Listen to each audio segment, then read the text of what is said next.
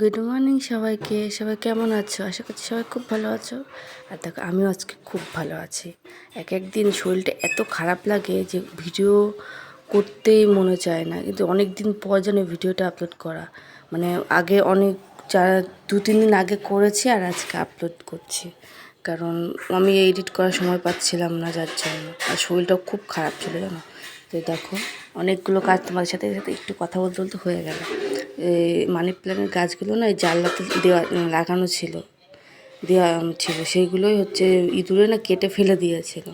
সেগুলো আমি পরের দিন সকালবেলা দেখি যে ওই কেটে ফেলে দিয়েছে। এখন বলি কী করবো, তাহলে এগুলো ভালো করে বেঁধে দিই, তারপর সুন্দর করে গুছিয়ে রাখি। তারপরে দেখো জামা কাপড় ধোয়ানি ছিল না কতগুলো, সেগুলোই ধুয়ে দিয়েছি।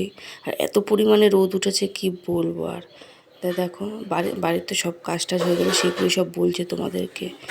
আর কি বলবো, তোমাদের কেমন কি লাগছে ভিডিওগুলো অবশ্যই কিন্তু জানাবে।